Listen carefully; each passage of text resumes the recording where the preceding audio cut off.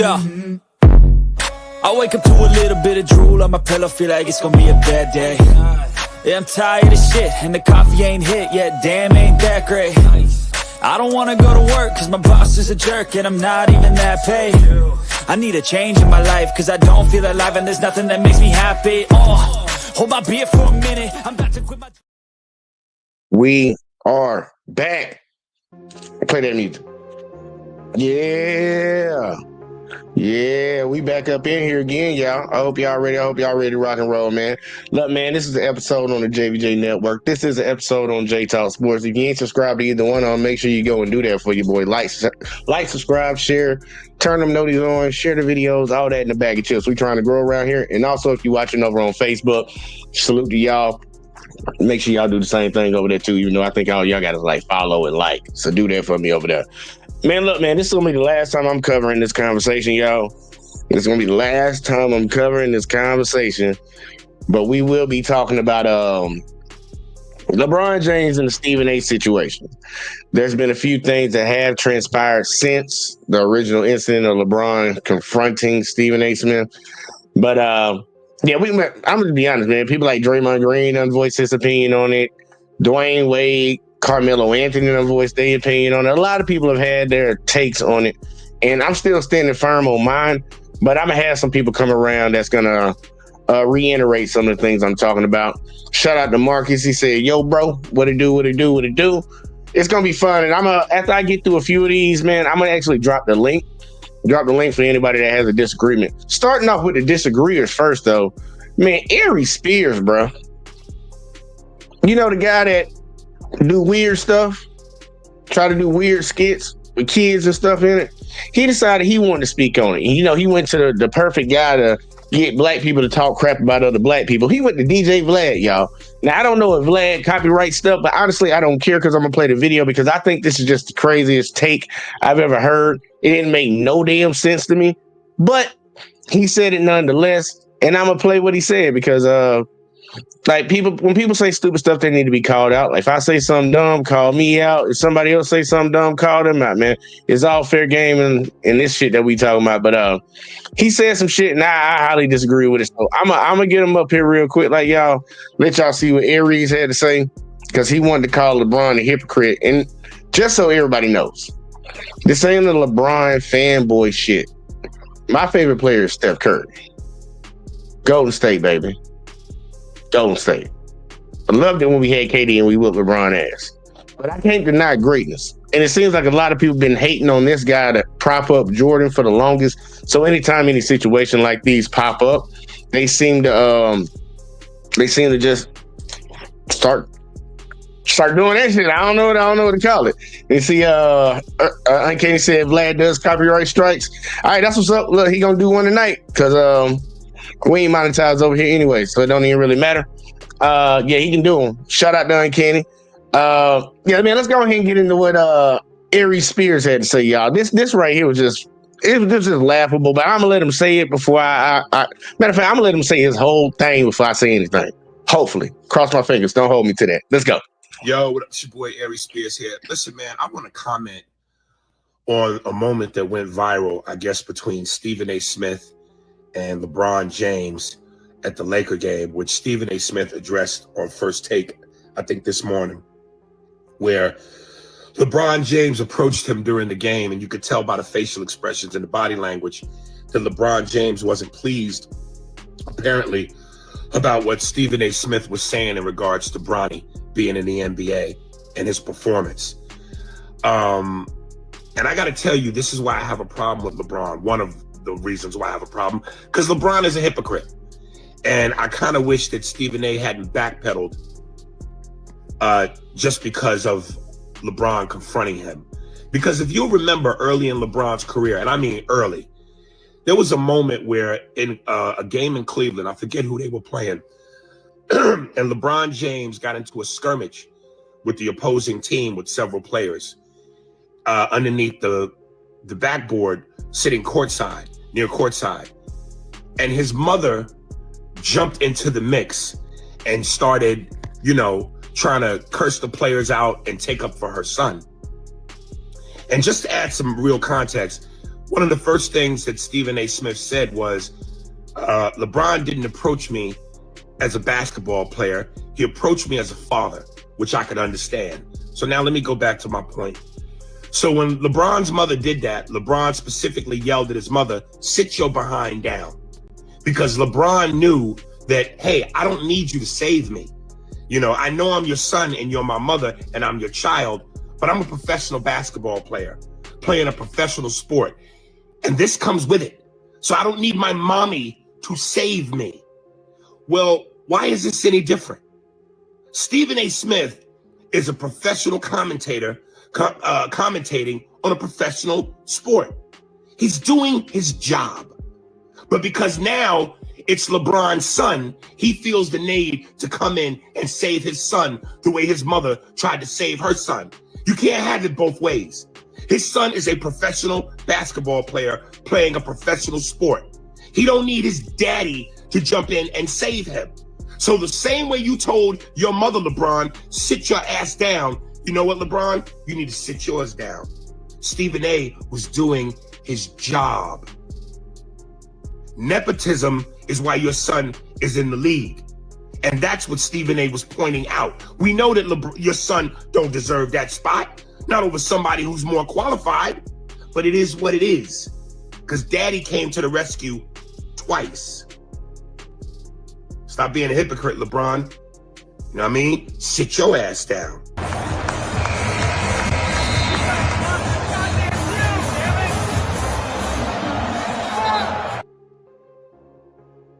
All right, so y'all heard the man that like to do weird stuff with kids give his opinion, right? I actually didn't have to use the DJ Vlad one. I forgot I had that one too. Yeah, Aries Spears called LeBron James a hypocrite, y'all, because he went and said something to Stephen A. because some of the things Stephen A. was saying on First Take. And he said that's a hypocrite because LeBron told his mom to sit down when he was about to get into a fight in an NBA game. Those two things are the same thing, right? One person's on TV talking about your parenting, talking to you personally, talking about you need to stop this as a father. Compared to LeBron James' mom seeing a scuffle on the court during a game and she just yapping like a woman do. And he telling her to sit down. That's the same thing in Aries Spears' mind. That don't make no damn sense to me. First off, we got a woman and we got a young man. There's a difference. And in your scenario, Bronny would be the one that had to say something to his daddy, not LeBron, the other way around. LeBron's doing exactly what you said his mama did. Right? That don't even make no damn sense. And then on top of that, man, look, it makes no sense. I'm not even finna try to explain that. He just need to make sure he stopped doing weird stuff with kids and skits and stuff. Because people already been telling on him. I know that's all I got to say about Aries Spears. I don't even know why I think he just trying to get him some clout in the conversation. But Draymond Green actually had some words when it pertained to this situation with Stephen A. So I'm gonna shout out. I'm actually gotta give a shout out. Shout out to the Locker Room. Ran across their channel today. He was covering some of this stuff. Draymond had a take because we got one side for Stephen A. already, so I gotta do the other side of it. We got Big Back in the building. Shout out to Big Back. He said not the same scenario. That's what I'm saying. I don't get how you can call LeBron a hypocrite when it's not the same thing. It's not even similar. Like, damn, any mother's gonna jump up and say some shit if her son about to get into a fight, regardless if he at an NBA game or not. Any parent's gonna do that. But it's not the same. It's not close to being the same. But in Spears' mind, we already know some weird stuff be going on up there. But in that same mind, LeBron's a hypocrite. But shout out to the Locker Room. I think that's the name of the channel I said. Yeah, the Locker Room on YouTube. Y'all go check them out. They actually had Draymond. Draymond was doing his podcast and he had Baron Davis on there with him too. And he gave his thoughts on the situation. And from what I found out, he don't mess with Stephen A. Smith no more either. You call Bron weak for stepping to you, but you're taking shots at him as a father on TV behind a camera.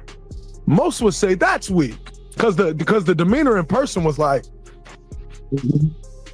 that was demeanor in person. Ladies and gentlemen, y'all do me a favor and drop I literally and that clown Stephen. We're skipping ahead. Alter Stephen A. Smith of that Skip Bayless. All right, let's go. with All right. Damn, you talking. That guys have. All right, here we go. A lot of problems that guys have with media is to call something that man did bullshit and weak. Like those are words like where we grew up. Yeah. Like you get hands put on you where we grew up and those types of words. So I think the problem that people have with media is you go on there and you like, oh, that's weak. Like weak, like calling another man weak, like that's not basketball, which is actually what Brian was saying in the first place. Like, let's keep it basketball, because calling a man weak, that's not basketball. And you're paid to talk about basketball.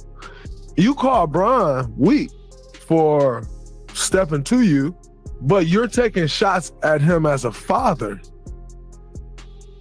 on TV behind a camera. Most would say that's weak. And I know he'll say, I'm paid to do that. No, you're paid to analyze. You're paid to debate on the show. You really paid to say whatever you want to say as far as this game, whether you like it or not. But as a person, you should be lifting him up. Absolutely. You know what I mean? Because LeBron is a good dude. He do good. He a good dad. His kid made it. They doing some. That's his story. You feel what I'm saying? And so you should be lifting him up and talking about the fact that this dude ain't got into no trouble. Absolutely. Right? Ain't got into no bullshit. But like you bring in, like I would say, the WWE into basketball when you cross that line and talk about somebody's kids. Because if it's my kids, bro, I'm gonna catch you too. As soon as I said it, I hadn't talked to Brian at all about this. As soon as I saw him say it, Bob was up here that day. And Bob was like, oh yeah, I work with Stephen A tomorrow. I'm in got y'all game tonight. I'm in the studio tomorrow, something Stephen A and I think Malika. And I was like, oh, you make sure you tell Stephen A that I have zero respect for what he said yesterday.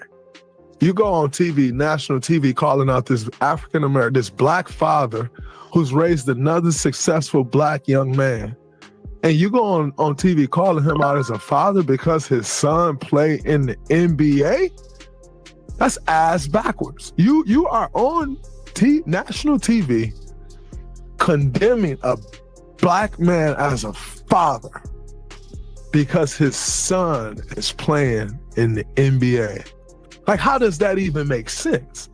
And I told Bob that. I said, you should tell him. Like, I can't respect that. Like, if you want to talk about him as a basketball player, talk about him as a basketball player. If you want to talk about Bronny as a basketball player, go ahead. He an NBA player. Talk about him all you want. Although I think it's pretty whack that y'all find time to talk about the 55th draft pick. The only picks I can name right off the top of my mind that was 55th pick or lower was Manu Ginobili and Isaiah Thomas. You can't even name a 55th draft pick. But they didn't get no steam until they start killing. To see them just going at this man as a father. This man said, LeBron, you need to stop. As a father, you need to stop. What? Huh? And then you throw out the excuse like, well, he the one said that Bronny is better than NBA players. You name me what parent don't think their kid is better than everybody. Like, that is a common thing for parents that's in sports. We all think our kid is better than what they are. That is the nature of the beast. My mama thought I was better than what I was. That is the nature of a parent in sports. But to go on TV and say, you need to stop it as a father, then go and he stepped to you about that and then say it's weak on TV. Because the demeanor in person was like, that was demeanor in person. But then on TV, you go, oh, that was it's like weak. Like, come on, man. So that's why he said Draymond ain't talking to me. He was gonna fix his suit. Yeah, like that's why he said Draymond ain't talking to me. And it's not that, I don't have much to say to that. Like, also reach out to that man and talk to him after somebody say something to you because you know you're wrong. So reach out to that man and talk to you, but he didn't. You didn't reach out and talk to him. That's weak. That's what we call weak. Where I'm from, the guys that I was raised by, the men that had an impact on my life, that's what we call weak. ladies and gentlemen, you guys should. I'm behind Draymond Green because I think a lot of people miss that's the reason that LeBron said something to him. People keep saying things like, well, LeBron ain't had any energy for none of these white reporters and shit. He been in the league all these years and they've been talking shit about him and he ain't said nothing to them. It's like, okay, we got to understand the situations and break them down, process them right, man. First off, they were talking about LeBron and LeBron didn't say nothing back to him. Then you try to throw in that it was the white reporters he ain't saying nothing back to. LeBron ain't said nothing to none of these TV analysts, these TV talking heads since he been in the league. Think about that. And mainly because you've been talking about him. You've been criticizing him. We got a lot of people that be gatekeeping for Michael Jordan. They gatekeep for Michael Jordan, and we need to call it out for what it is. So to gatekeep that man's name and keep him as your GOAT, you try to diminish this man. You've been trying to diminish this man since he stepped in the league. Skip Bayless, since LeBron came in the league, Skip Bayless built his whole career off of defending that man. Well, going against that man. And Stephen A used to argue against him. But he would always throw in the shot that he ain't better than Jordan. But now since him and Skip don't work together, nah, bro, he go with LeBron all the time. That's why they got Shannon on there to root for LeBron on ESPN. Stephen A's against him, Shannon's for him. He just picked up the torch of the dude that he left from working with. When you bring this shit, when you cross the line, man, people gonna say something to you, man. They gonna say something to you. And if I was a father, and I wouldn't respect the father that wouldn't say nothing to somebody when it's one thing to talk about your kid and what they doing, but to take it outside of basketball and start talking personal, nah, dude, I got a problem with you, man. And a lot of people don't get that personal shit. They don't get it. They just like, oh man, it's just a weak move by LeBron, man. It's a weak move. And people say it's his job to talk about Bronny, right? It's his job to talk about Bronny. Stephen A covers the NBA. He covers professional sports. Sometimes they talk about college basketball. How often do you hear him talk about high school basketball? How many people? How many times do you hear him talk about high school basketball? I know sometimes they might cover the All-American game and stuff like that. But look, y'all, this right here, I'm about to show y'all. This shit was from 2 years ago. 2 years ago. And look who they speaking about. Think about it. This kid ain't this kid ain't that, but you speaking about him. And you say it's because you just covering basketball. No, the only reason you speaking about this kid is because his father. Look at this shit. An interesting show, so to speak, but it was good to see. And I can't play too much of this shit because you already know how ESPN is. It's good to see LeBron. But look who up here with I Keyshawn. always felt like there's so many haters out there for LeBron that people were going to go and try to take that out on his son. And I've always been worried about that. I never wanted to find myself in a position to critique his game or whatever. But I've had. And that's a trick that a lot of people don't know people do. You say exactly what you don't want to see, but you the one that's actually going to do it. It's like, man, it'll be somebody saying, man, I can't stand people that steal all the time, and I can't be around people like that. Next thing you know, they stealing out of your wallet. That's what Stephen A just did right there. Had people inviting me to come see him and saying, no, you got to go check him out. So I said, one of these days, I'm going to go see this kid. I want to get past none of this nonsense. I wish I would have stayed, but I got to get out there to see Bronny James. I've never. This is a high school game, y'all, between Sierra King and whatever school that Carmelo Anthony's son played for. And they talking about this shit on ESPN 2 years ago. We can go back 5 years ago. They talking about Bronny James. They've been talking about this kid for some years, bro. He ain't made it to the NBA. He wasn't no All-American yet. Wasn't no All-American. Didn't even have All-American yet, and y'all talking about him. This is all about basketball. You only talking about the dude because of his father. And you take the shit. LeBron been dealing with this shit. I want people to understand this. They've been talking about this kid and putting this kid in the spotlight ever since he was a child. And people can say, well, that's LeBron's fault because he's so good at what he does. That still don't make it right for people to do it. They were talking about this kid getting scholarship offers at a young age. Why do you think the kid was getting scholarship offers? But now we want to talk shit. I don't get it, man. I don't get it. But I actually ran across a video that I thought was very, very interesting because I ain't finna cover all the ESPN shit. I ain't finna copyright strike shit around here. Manosphere Highlights Daily. Ah, shit, stop. Why does it keep doing it every time I bring it up? Oh, it's supposed to do that. My bad.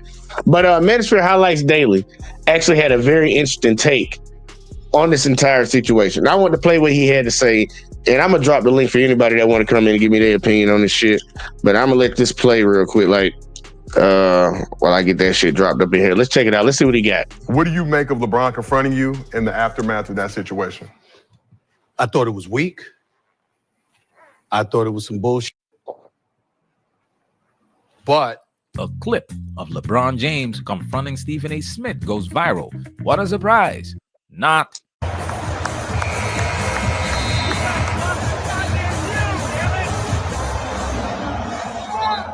LeBron is the face of the NBA, and Stephen A. Smith is the face of ESPN.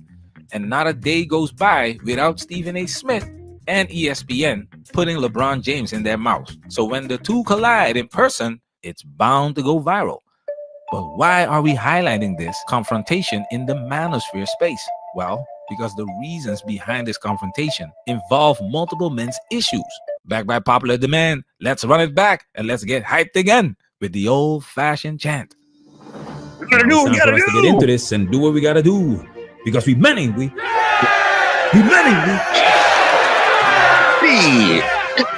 This nigga stupid. I miss that old intro. Let's start with this one. Stephen A. Smith recently signed a 5-year, $100 million contract with ESPN. Say whatever you want about him, but the man knows his job. And that's why ESPN pays him top dollar. He's not just a sports analyst. He's an entertainer, a businessman, and most importantly, a professional. And here's the thing about professionalism. It comes with boundaries. I'm really, really trying to be as respectful as I possibly can be towards LeBron James. I am pleading with LeBron James as a father. Stop this. Stop this. Uh-oh. I am pleading with LeBron James as a father. That's where he messed up. Stephen A. Smith's job. And a lot of people not gonna get it, bro. But I'm sure he gonna break it down for you because a lot of people still don't get this point. I know when I said it. I know when Draymond said it. I know when everybody else has said this shit, then said it. People not getting it. He gonna break it down for you to understand this shit. Is to analyze, critique, and debate sports. His job is not to cross the line into a man's personal life. Yet, that's exactly what he did. Instead of speaking about LeBron as an athlete, an NBA superstar, or even a basketball parent in a general sense, he addressed him as a father. I thought it was weak. I thought it was some bullshit. But in the moment, I knew that I was listening to a father. I said, fine. So I go on the air and I said, the first thing that I'm going to do is establish that this was a father talking to me, not a player. And that was what threw me off. And I was glad, even though I thought that he misrepresented the argument, I was glad he did. Because you see, what he was really talking about, which was confirmed with his conversation with Richard Jefferson, is that I was talking about him as a father. And so what happens is that had he said that to me, then I wouldn't have been thrown off. I'd have came right back at him. Yes, I was. I was talking about you. You did this shit, which I'll get to in a second. And this is exactly why Stephen A. Smith is considered a Look, y'all see how this nigga talking all hard and shit? I thought it was weak. I thought it was some bullshit. I would have told you to your face. You was standing right in front of that man. We all watched the video, you Stephen A. You stood right in front of that man. You ain't had none of that energy.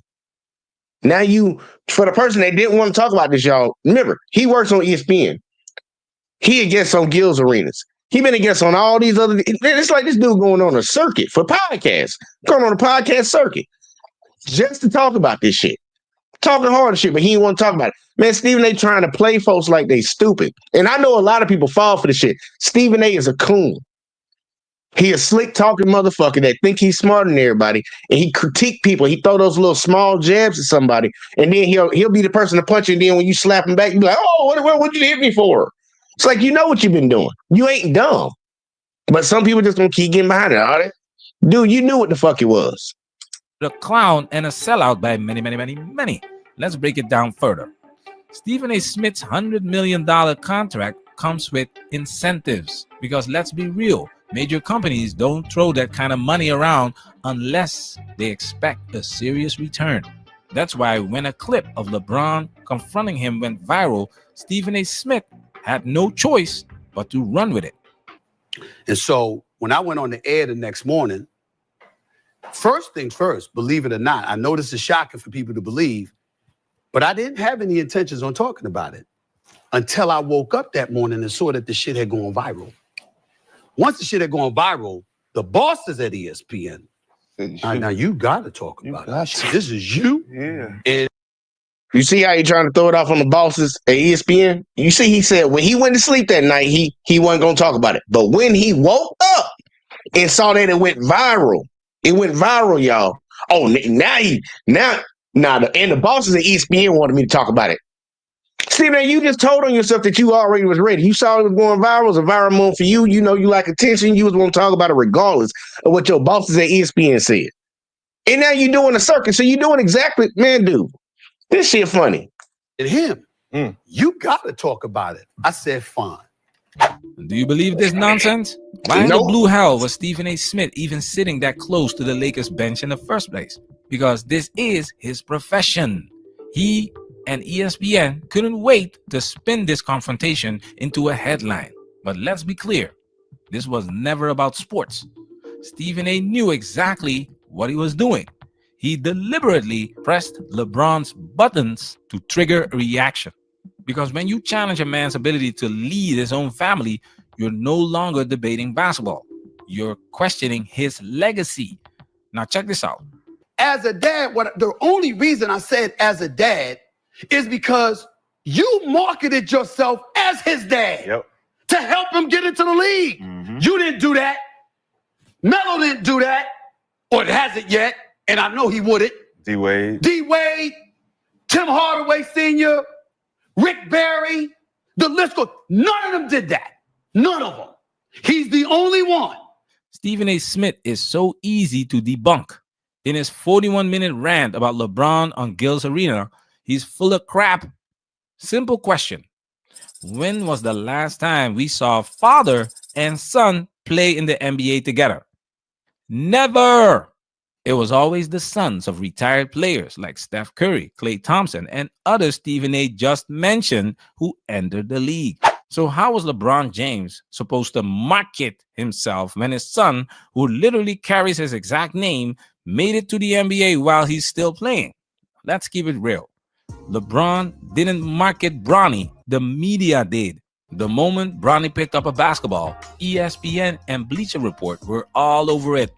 They covered his high school games, debated his draft stock, and followed his every move before he even committed to USC. LeBron didn't have to force the narrative. He couldn't escape it. So what was he supposed to do? Act like his own son didn't exist? This brings us to our next point, fatherhood and legacy. History tonight, the first father-son duo to play together in an NBA. And I hope y'all truly understood his point right there. LeBron never marketed his son. And people keep saying it like he did. Stephen A. just said it. Nigga, he didn't tell y'all to come to his house hoop games. He didn't tell y'all to cover him during AAU. He didn't tell y'all to talk about him before he went to college, when he went to college, when he had a heart attack in college. He didn't tell y'all to do none of that. Y'all chose to do that shit. And you talking about he set it up. No, he didn't. Y'all did that shit. And he had to deal with that shit. You think his father, knowing how they criticize him coming into the league, you think he wanted any of that pressure, any of that type of criticism on his son? Fuck no. That's why he said something to you. But he only said something to you when you made it into that personal issue, because they had been talking about Bronny. LeBron ain't never said nothing. Think about that, y'all. Stephen A. trying to act like he can't believe that it's that reason. It's got to be something else. No, dude, it's because of that. That was a ticking time bomb. You ticked them off then. You've been dogging them out. You've been throwing jazz at him for 20 plus years. But then you threw in that little slick shot as a father.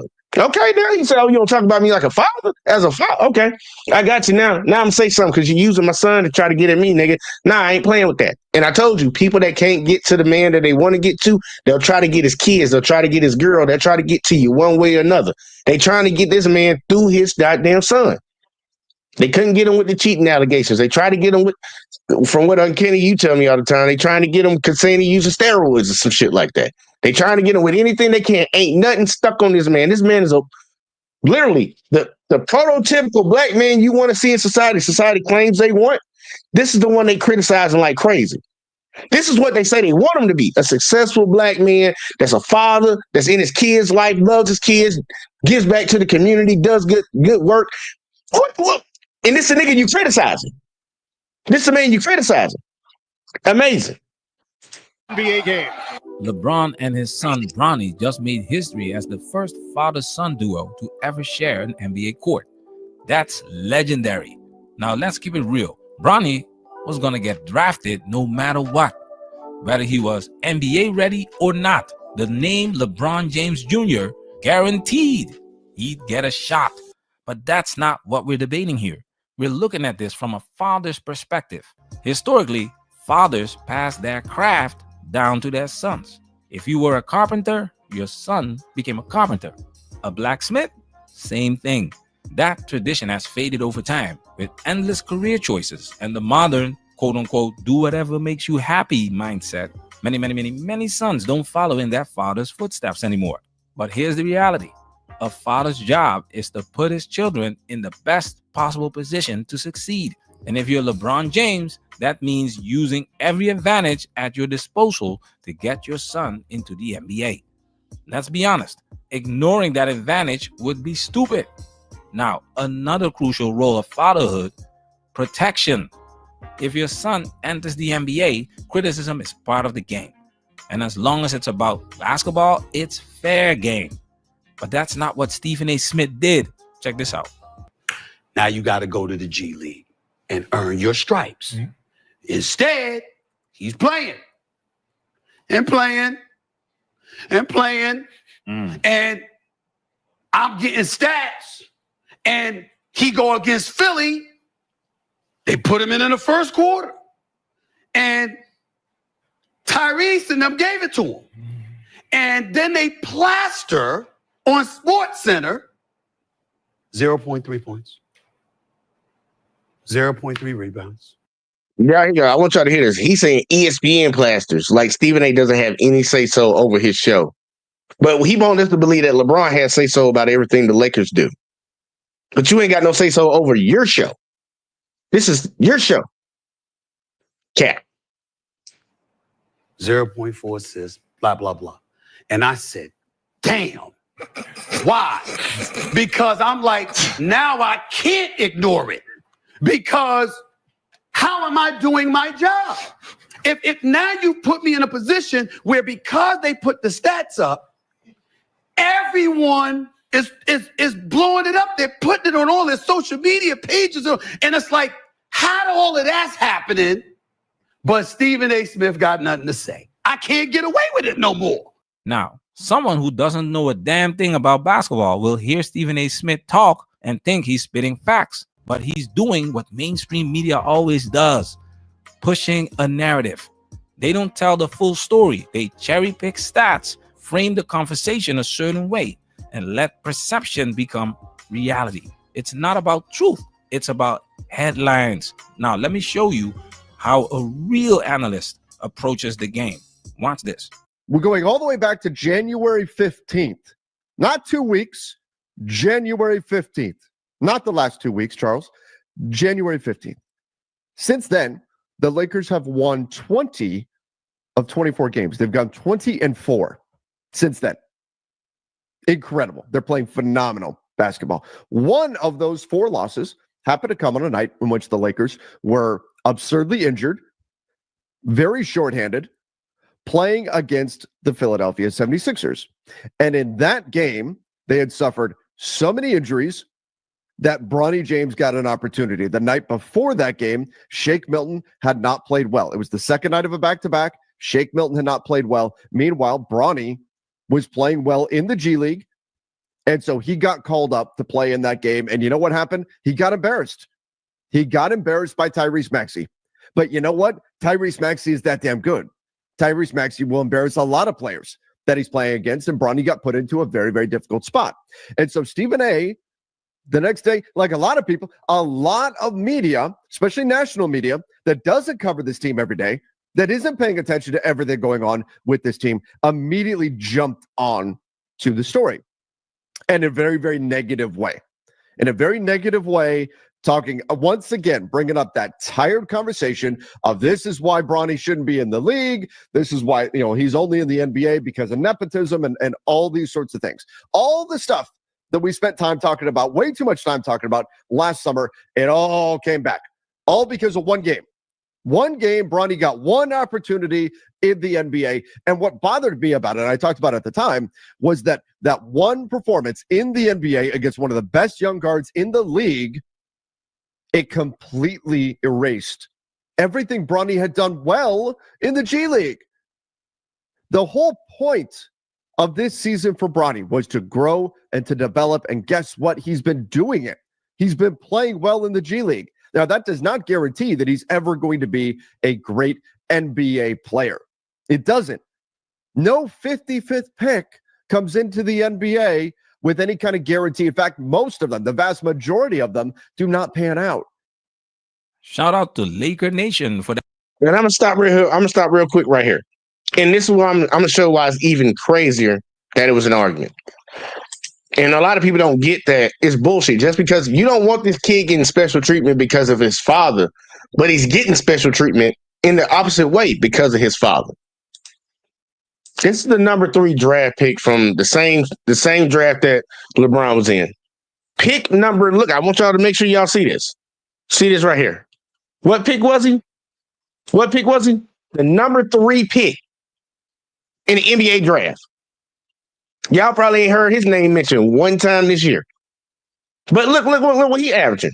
And this is the number 3 pick. The number 3, y'all. We talking about 55 with Bronny. This is the number 3. He's averaging 4 points, 1.5 rebounds, 1.2 assists, shooting 33.2%. As a guard. And we ain't heard a motherfucking word about it. If it's unfair for Bronny to be in the position that he's in, it's also unfair for y'all to talk about somebody that is a 55th pick when you don't say nothing about a third one. You're only doing it because it's his daddy. And people keep acting like that's okay. Like that, well, he's your dad. What kind of fucking dumb shit is that? Like, have we gotten so desensitized to like, just because my dad is who it is okay for you to come at me? It's okay for you to dog out somebody else's kid because of who their father is? Or who their mother is, that's okay. I never understood that. I never understood how people got down with that and rationalized that in their head. Well, she is your dad. Okay, talk about my dad. Why are you talking about me? Make that make sense. But either way, though. That breakdown. See the difference? This is how real analysts talk about basketball, with context, logic, and fairness. If Stephen A. Smith had kept it professional and analyzed Bronny's performance the way Laker Nation did, this wouldn't even be a conversation. But he didn't, because he wasn't analyzing, he was instigating. And that's exactly why LeBron checked him. Well deserved. And this is exactly why men should stop wasting their time with these sensationalized debate shows. If you actually want to learn something about basketball or any subject, seek out real experts. And before we wrap this up, make sure you check out our video on how women are no longer I ain't gonna lie, that video right there was crazy, y'all. I thought about covering it, but that lady crazy. These teachers out of control. We need to call in, who's that, Lori Povich or whoever, who's that dude, the Catch a Predator dude? Whatever that dude name is, we need to call him in, bruh. He call him in because you got some crazy stuff been going on, man. Crazy stuff been going on as of late, and I just don't know what's going on. I'm just gonna put it like that. But now I like the way he broke that down because people need to truly understand it. I know, and Kenny, you asked the question here. That's what this all about. Yeah. And a lot of people don't. Like, man, I think a lot of dudes ain't really grown as men yet. And then I understand, like, when people come after your family like that, they come after your family name like that. You need to take offense to that shit because people start to shape narratives about you. Then people start to hear that shit over and over and over again. And now it's just That's just what it is. People been saying it about you for the longest. You ain't checked it one fucking time. Nah, first time LeBron saw that shit, he checked that motherfucker. You're not gonna come over here and insult how I raised my fucking kids and trying to talk to me like I'm a bad parent because my kid stopped this for my kid. Y'all the ones talking about it. But y'all stop. The dude come up for one game because the Lakers are hurt. The injuries all across the team. They've been hurt. They're an older team. Come up for one game, and that's what y'all talking about during the game. You having a whole segment talking about this kid because he got one shot and failed at it. He gonna fail. You gonna talk about the number 3 pick that's failing? Nigga, you the number 3 pick and you barely averaging 3 points. But you talking about the 55th pick that's literally came up from the G League, where everybody says he should be. He's getting better down there. I don't think a lot of people been watching his games, man. I don't think they've been watching him, man. That boy been actually doing a good job down there in the G League. And if you don't believe me, I'll show you. I'll show you better than tell you. Because you telling people shit all the time. They don't be listening, man. I don't know what the fuck be going on. Let's see. Now, why my audio off? That was a massive mistake. In this game, he took on a different approach, the pure point guard role, and dished out 7 assists. Matter of fact, I'm gonna get to the part where he was talking about how he's playing bad, so everybody can see. Because everybody, you gotta hear honest breakdown, not this shit for sensationalization. I think I just made up a word, sensationalization. And man, y'all know what Stephen A. and them be doing on all those sports shows, bro. We all know what they be doing, bro.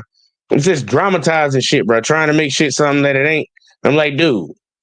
Chill. Either way, though, let's get somebody really break it down and give a real breakdown of this young man right now. But in college, the numbers were below average. As a freshman at USC, he averaged 4.8 points, 2.8 rebounds, and 2.1 assists. Shot 36% from the field and 27% from three-point range. These numbers do not scream NBA draft pick whatsoever. Matter of fact, in terms of on-court production, Bronny James was one of the 3 least productive college players to ever get drafted. And unlike the other 2 guys who averaged similar numbers, there wasn't anything extraordinary about Bronny's potential in terms of athleticism or physical gifts. Fans aren't stupid either. They watched Bronny play 20 college games and struggle against his peers. Clearly not good enough, but were then told that he was an NBA prospect based on what he did in private workouts, scrimmages, and drills leading up to the draft. And the fans are supposed to believe that what he did there was so impressive that his stock skyrocketed from the 98th best player in the draft to a top 50 player. Everybody knew it was all a lie, that the Lakers, LeBron, Clutch Sports, JJ Redick, and the NBA itself were all in on this massive plot to get Bronny to the Lakers to play with his dad. He was selected in the 2nd round with the 55th pick and signed to a guaranteed 4-year NBA contract. Now, this is what annoyed people the most. It wasn't the fact that Bronny got drafted, it was the fact that an unproven 2nd round pick got a 4-year deal. Meanwhile, other 2nd round picks are on non-guaranteed 2-way deals that could be cut at any given time. A lot of people who respect the game of basketball resented this Bronny James situation, because basketball to a lot of people represents one of the few avenues in life where it doesn't matter who you are, who you know, or where you come from. You're either good enough or you're not. It's that simple. But Bronny was clearly exempt from all of that because of who he was. He didn't have to be a great high school or college player to end up in the NBA. He just needed to be LeBron James Jr. And that's why he faced so much scrutiny in the beginning. People were waiting on him to fail, and it couldn't have happened any faster. NBA Summer League in Las Vegas. This was the opportunity for Bronny to prove everyone wrong and show that he does belong. But Summer League was disastrous for Bronny James. Of players that received significant playing time, he was statistically one of the least productive, averaging 7 points, 1.5 assists, made 2 of 22 three-pointers, which is 13%, and he also shot 29% from the field. Those numbers are objectively bad. So again, NBA fans are looking at this thinking he wasn't good in college, he wasn't good in Summer League, so how on earth in a few months' time is he going to be able to compete with the best of the best in the NBA? But just at the end of Summer League, when everybody was about to write Bronny off, he threw the fans a bone, a reason to be optimistic, closing the tournament with 2 solid performances.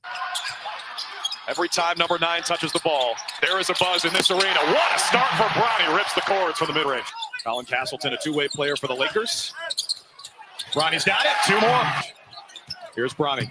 Isolated against Gay. Finger roll. Rolls in. Inside the arena audience, as well as a television audience. Bronny knocks down the blue. Summer League, and they think that he can be a contributor with the big team. And Bronny knocks it down. But it's one of those plays that could come back to bite. Bronny with the left, high off the glass. He's got 16 points a game, 10 of them coming here in the 4th quarter. Bronny step back into that three. But as shown in his overall stats previously, these two games weren't enough for everyone to forget about how he was unplayably bad for most of Summer League. And his doubters were further vindicated in NBA preseason. Bronny played 6 preseason games with the Lakers, had 2 points on 1 of 6 shooting against the Timberwolves, 0 points in 13 minutes against the Suns, 0 points in 6 minutes against the Bucks, 2 points in 9 minutes against the Warriors, and 4 points in 14 minutes against the Suns again. During preseason, Bronny averaged 4.2 points, shot 29% from the field, and a pathetic 8% from three-point range. Yet again, Bronny James was clearly out of his depth and still got opportunities that fans felt he didn't deserve. He started the season with the Lakers. He made his NBA debut against the Timberwolves, and that night, the moment we'd all been waiting for finally happened. The first father and son duo in NBA history shared the court together. History tonight.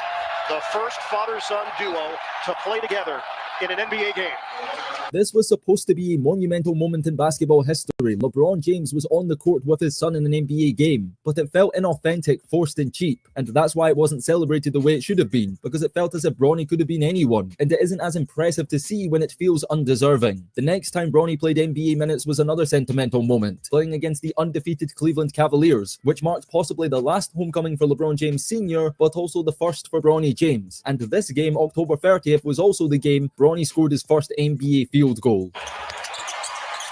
James, guarded by Tyson, steps back, and Bronny James has his first point for the NBA. Spoiler alert, he'd have to wait over 100 days for his next one. But this wasn't even rock bottom for Bronny James just yet. The Lakers knew that putting him out on an NBA floor for extended time periods would destroy him. So they sent him down to the G League, hoping there he'd develop into a better basketball player. And his G League debut was more of the same. Against the Salt Lake City Stars in 31 minutes, Bronny had just 6 points, 4 assists, 3 rebounds, 2 steals and a block. He shot 2 of 10 from the field, 0 of 5 from three-point range, and also had 5 turnovers. Yet again, in his second game against the And I'm telling you, I like his breakdown because he's giving you everything, the whole context.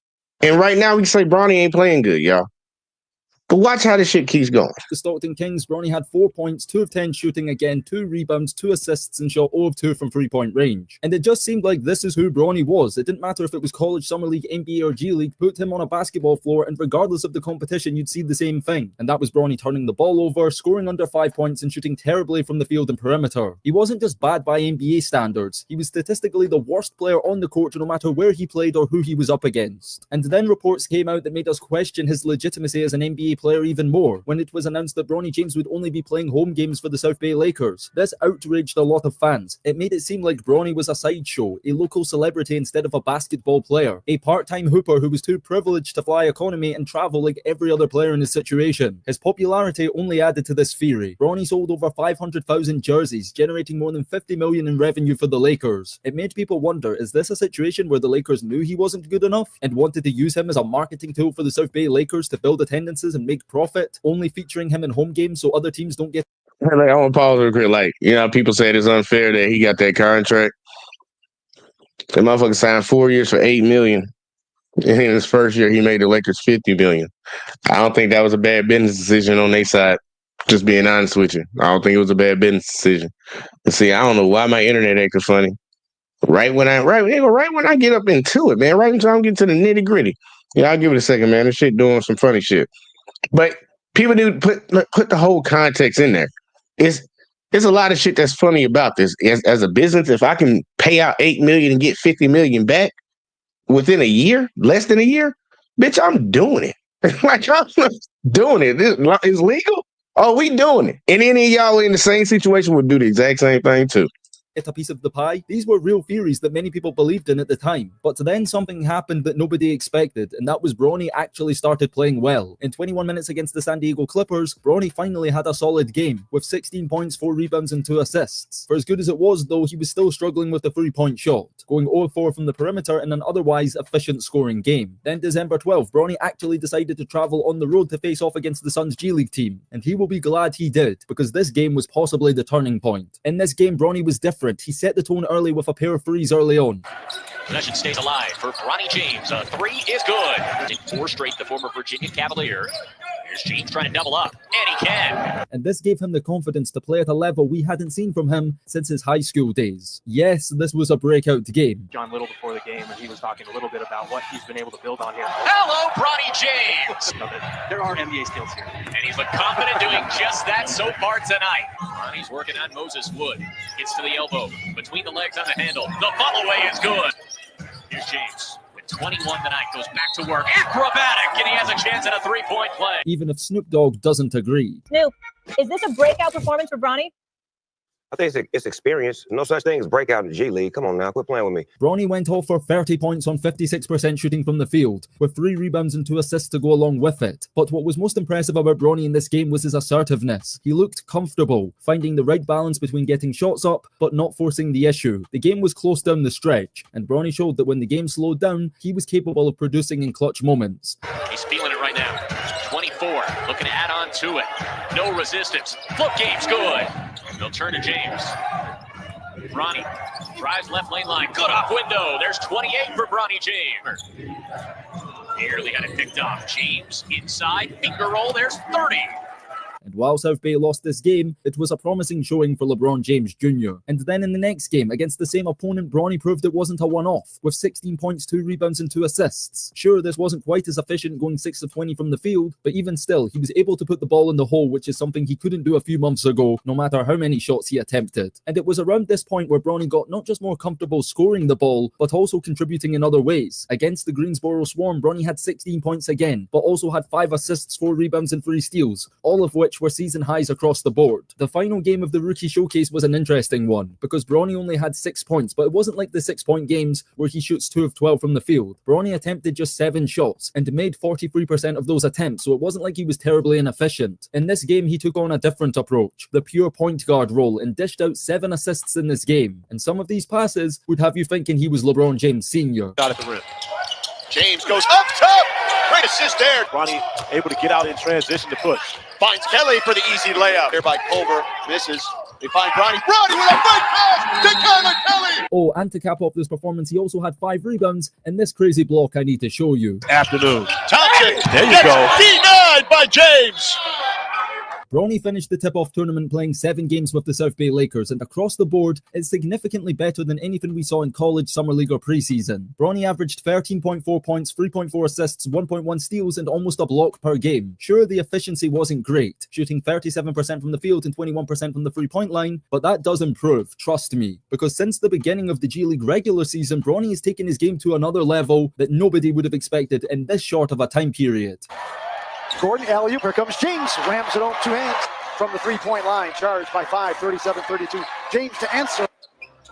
And the coach stood up for Bronny and got the tee for it. And Bronny comes back and fires up a 3-ball of his own. This was a great start to the season for Bronny. 15 points, making 3 of his 8 threes, but also doing other things in the game with 2 career highs with 7 rebounds and 4 steals along with 6 assists. Now, usually when you play the same opponent in a back-to-back, it's harder because the opposing team has had a feel of playing against you and can figure you out easier. But in this case, it was Bronny that figured them out with an even better performance than last time. Bronny James this time had 15 points on 50% shooting. He made 3 of 5 threes from the perimeter, and his previous career high of 7 rebounds, he topped that in this game with 9 boards, 3 of them coming on the offensive glass. Bronny also did his duty as the point guard, setting up his teammates for 5 assisted baskets. This game was played on December 27th, 2024, but instead of continuing to play and build on his momentum in the G League, the Lakers decided to call him back to the main team. Why? I don't know, because Bronny did play January 7th against the Mavs, but he logged a grand total of 1 minute on the court. He didn't play again for almost 2 weeks. That's if you count 2 minutes against the Clippers in garbage time actually playing. Same thing happened again January 21st against the Washington Wizards, one of the worst NBA teams. Surely this was a great opportunity to give Bronny some burn. No, he only played 2 minutes in that game too. And it makes you question why, when Bronny's playing his best basketball in South Bay, would you pull him out of that situation for basically a full month, only to play a couple of meaningless minutes in the NBA? The strategy from the Lakers became very questionable, and it doesn't get any worse than this, because the Lakers didn't play Bronny much against the Eastern Conference's worst team, but then decided it would be a better idea to double his minutes in a nationally televised game against the current NBA champions. And as you can expect, playing against arguably the best team in the NBA, it didn't end too well for Bronny. After a few brief cameos, the Lakers finally realized that Bronny checking into games for under 5 minutes a night really wasn't doing him any good in terms of his development as a player. So they made the smart decision to send him back to the G League. I would love to tell you that was the last bad decision made in this video, but unfortunately it's not. Returning.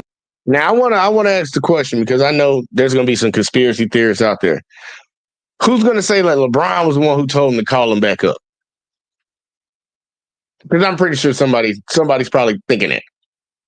Somebody's probably thinking it. To the G League was good for Bronny. In January 24th, he had his best game yet. Taking on the Rip City Remix, Bronny played 35 minutes, his most in a game this season, and he went crazy.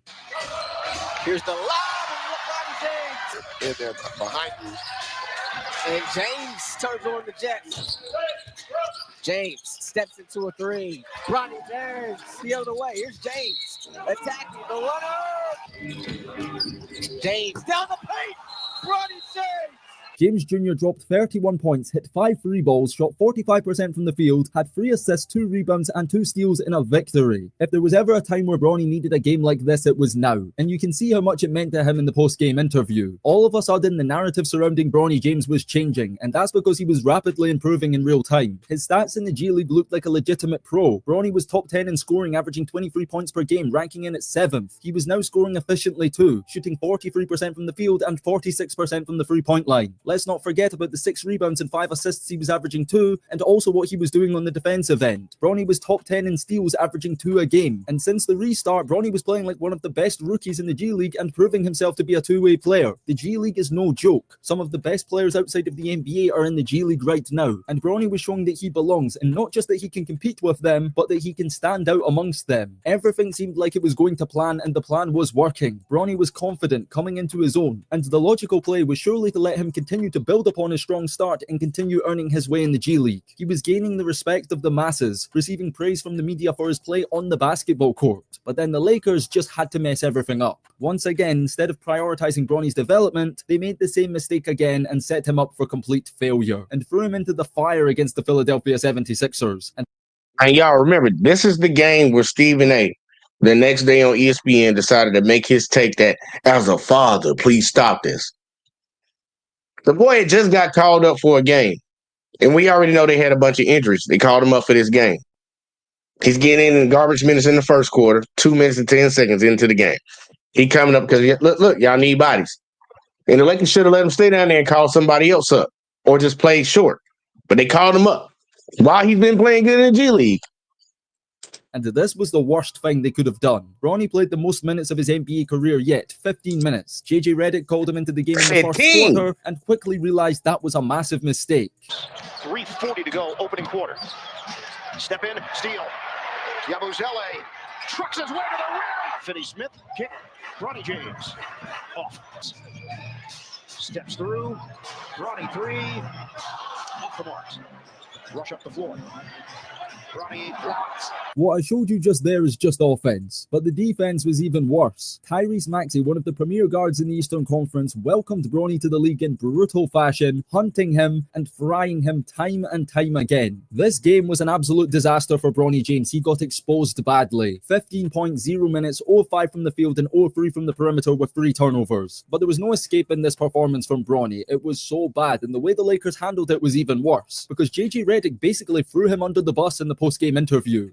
He didn't play well, but he's been playing great, in the Stay Ready games, and he's been playing great in the G. So I have confidence in him, but obviously didn't provide that at a high level. You'd think after this that they would protect Bronny, but they continued to play him in the NBA. Bronny played in the Lakers' next game against Washington, and even in a near 40-point blowout win, Bronny still couldn't get his. In 12 minutes, he had 2 assists, 2 rebounds, a steal, even finished with 5 points. But this was his only field goal after 6 attempts. Bronny, here he goes, and count it! ending his streak of over 100 days without a made NBA field goal. Coming back from these nationally broadcasted humiliations wasn't going to be easy, and a lot of people thought how Bronny responds to this will make or break him. And here's where everything changed. Bronny was sent back to the G League, and just when he needed a break from the spotlight, he got that in the most unlikely of circumstances, because the LA Lakers traded Anthony Davis for Luka Doncic, acquiring a top 3 player in the world today. This trade was so crazy and unexpected that it dominated NBA headlines for an entire month. And all of a sudden, the narrative surrounding the Lakers was different. The Bronny LeBron father-son sideshow was no longer at the front of people's minds. Whenever people talk about the Lakers now, it's about Luka and the possibility of winning championships. Not even LeBron is the focal point anymore. And that's actually a blessing in disguise, because it allows Bronny James some time in the shadows. With all eyes on the Lakers in LA, nobody's been paying attention to what's been going on in South Bay. And Bronny picked up exactly where he left off in the G League. In his first game back, he was solid, with 16 points, 5 assists, 3 rebounds and 3 steals. Then a few days later, he had one of his best games in the G League so far. Bronny played with confidence, his chest out, flexing like his father after and ones, and taking it coast to coast like Prince James should. And what about this dunk right here? Bronny James sees an angle, and it goes up and down. In this game, Bronny had 28 points, 5... Boy, I'm gonna kill him. He says, "Right on, I gotta slow that down." Boy, that boy gonna fall on his head, bro. I don't get why people don't hold the rim hard, y'all. I know when I play, man, we held onto the rim when we dunk, bro. We like you grab that thing. You don't just let go like that. You don't let go like that, man. You don't get your little man. You don't fall on his head, bro. But it's a nice dunk. Bronny James sees an angle, and it goes up and down. In this it sounds like his head hit. Prince James should. And what about this dunk? Yeah, right it sounded like he hit the ground, didn't it? Sees an angle, and it goes up and down. In this game, Bronny it sounded like he hit his head. Hey, but good dunk, though. You gotta hold on to that rim, bro. You gotta hold on to that rim. Do not let go. Don't let go if you going that fast at that angle. You ain't You gotta hold on to that rim, bro. Woo, that looked like it hurt. He had 28 points, 5 rebounds and 2 assists, shooting 52% from the field. JJ Redick and the Lakers were impressed, and even though they were advised not to, they made the brave move to call Bronny back up to the NBA team. Now this was sneakily a good time to do this. It was Luka's debut, so all the talk and attention was going to be on him, and what completely went under the radar was the fact that Bronny had his best game in the NBA yet. With the end-up game due to the wildfires, here's Bronny, got it! The attacking zone, terminating the dribble. Bronny again! It's the same team. Gave up more than he scored 132 in a win and then gave up 132 in a loss. Bronny James! He played 7 minutes, had 9 points, shot 3 or 4 from the field, and 2 No, boy. Look, he got that dancing on whoever that is. I don't know who guarding him. He got that dancing, y'all. It's the same team. Gave up more than he scored 132 in a win. Here, boy. Yeah, in your face. He played 7 minutes, had 9 points, shot 3 or 4 from the field, and 2 or 3 from three-point range. He even got himself an assist too. And it seems like finally, after getting it wrong so many times, the Lakers learned their lesson. They didn't hang him out to dry. After this good game, they sent Bronny back to the G League, allowed him to continue building his confidence, and he hasn't played an NBA game since. And he followed this up in the G League with his most efficient game yet. The opening 12, he stops and starts, falls away, and puts it in. Facility there, get a nice little Euro stuff action. Oh, Bronny with a beautiful teardrop. Our entire crew lob it up to James, and he puts it in off the glass. Again, because you have to stay connected.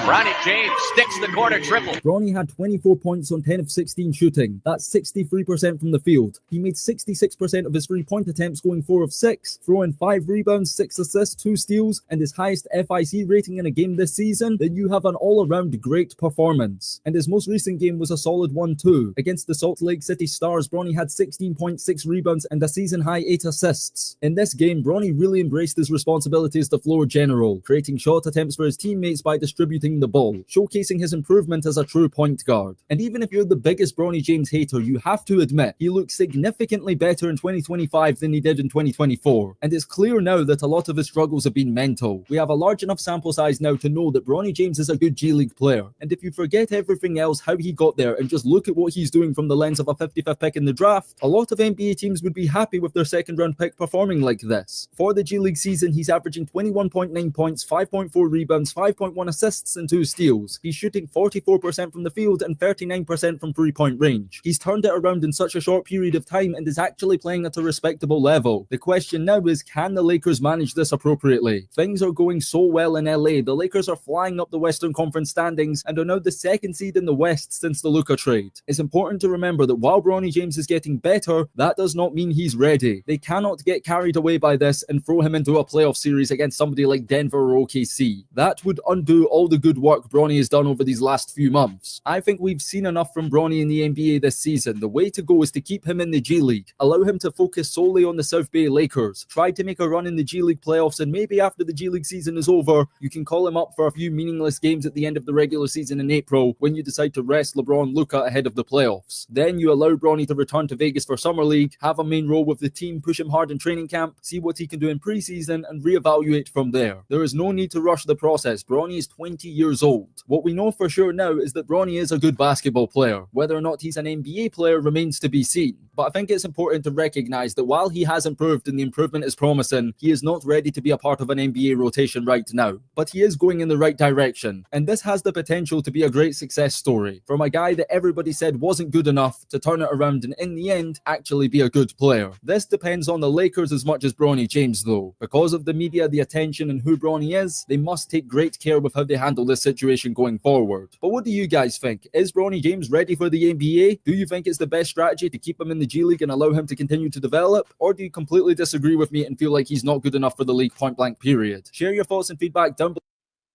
And there's gonna be a lot of people that say, nah, he still ain't good. They gave you the full scope of it. And we all do gotta take that into account, the kid. And I'm saying kid, I know people say 20, he's a grown man. He's a kid to me. But coming into the league with all this pressure put on him just because his father's who his father is. You gotta respect what the little man's doing right now, man. You gotta respect what he's doing.